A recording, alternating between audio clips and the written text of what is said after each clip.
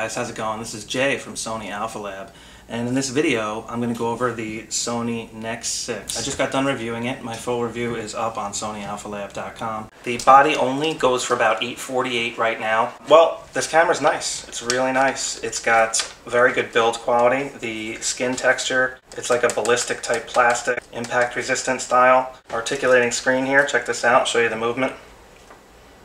Like this, like that.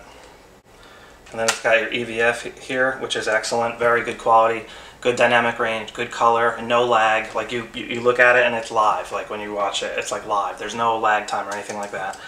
Now you got this awesome Hotshoe here. This is a multi-purpose Hotshoe, so it can take like Canon flash units. Obviously the Sony stuff will work, but it also can handle special accessories for video recording and things like that. It's a multi-purpose Hotshoe. Then we have the on-camera flash here. That's this thing here. But anyway, I haven't had a chance to use this yet, but it's cool that it's available and built into the camera.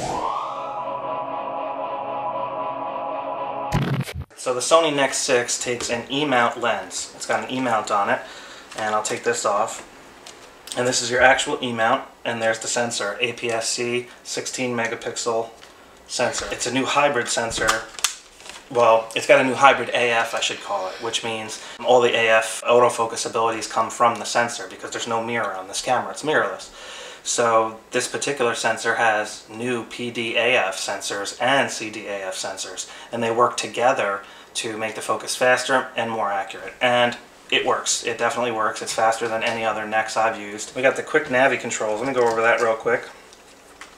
We got this cool dial here, and there's another dial here that spins, and then you have your mode dial, and then there's a function button here, and all these are also buttons you can push like so.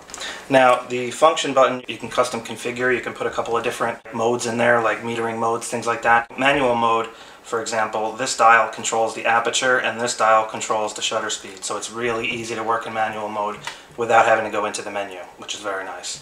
The image quality on the Nex-6 is phenomenal, absolutely phenomenal.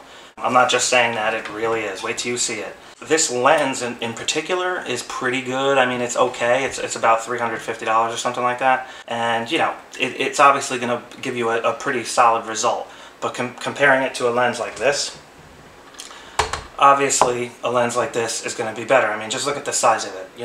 So is this practical? Not necessarily, but you can use it on this and get absolutely ridiculous quality. I'm just using a photodiox lens adapter here, and check this out. So with this setup you can get really good image quality and right out of the Nex-6, and you can pretty much strap any lens you want to it. You can get old school Olympus OM lenses, you can get old school Minolta MC lenses with, you just got to buy the right adapter, and that's what I'm going to do. I'm going to get all cool old school lenses that are fully manual, because when this type of lens is on here, you don't have any electronics.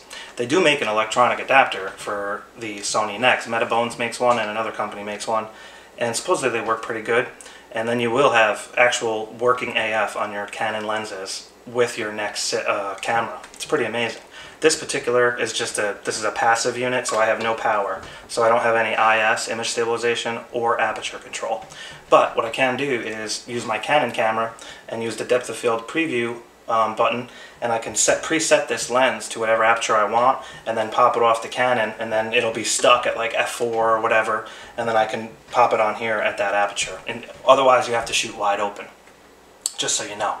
So that's one of the amazing things about the Nex camera system, is the versatility, and I wanted to show you that because this is my camera. I actually purchased this, and I was gonna, debating on possibly selling it after I review it, depending on how much I liked it, because I had the Nex-7 as well. But I'm definitely going to keep this camera. I'm going to get rid of this lens probably. I'm going to trade a friend of mine for 1855 and a 16mm pancake lens, and I'm going to throw him $100.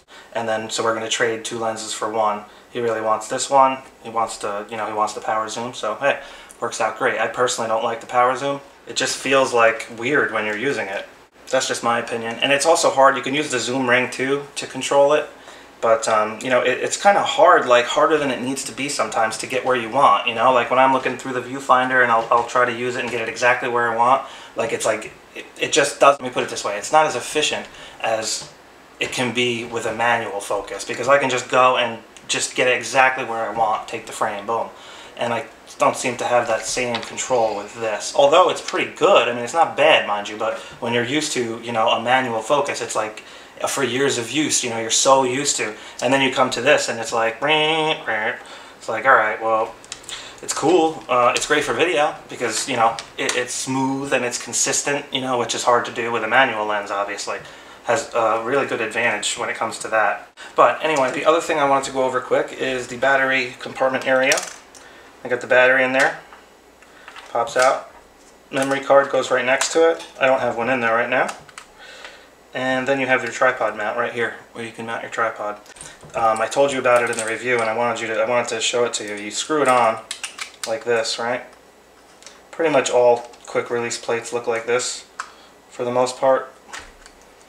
All right, so it's on there. It's not really that tight, but it's on there. You pretty much take a quarter or something and you just tighten it up. But what I wanted to show you was the screen still opens. See this? It did not do that on the Nex-7, so once this was on, the screen didn't open. You had to like open it first, and then it wouldn't close when this was on. It would stay like that, so they fixed that. But anyway, that's pretty much it. Please check out my full review on SonyAlphaLab.com. I'll have the link right below the video.